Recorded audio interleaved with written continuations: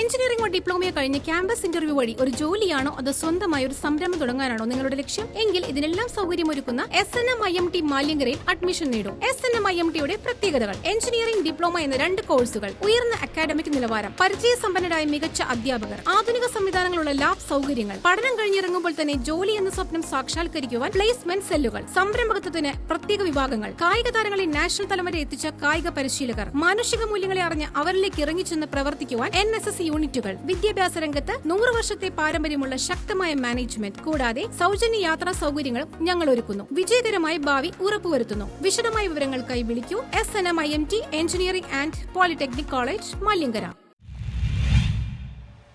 Fort Kochi south മണ്ഡലം Congress committee Rajeev ഗാന്ധിയുടെ ജന്മദിനം സദ്ഭാവന ദിനമായി ആചരിച്ചു.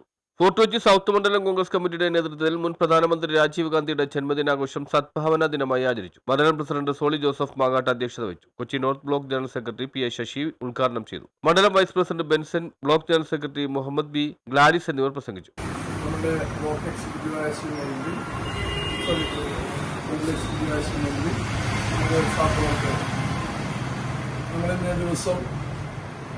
നമ്മുടെ രാജീവ് ഗാന്ധിയുടെ പിതാവ് എന്നറിയുന്ന അജിജിയുടെ ജന്മദിനം ആഘോഷിക്കുന്നു. 1944 ഓഗസ്റ്റ് 1 പറയേണ്ടി വരും. കാരണം അദ്ദേഹം 2 തലമുറകളുടെ ഒരു പ്രതിനിധിയാണ്.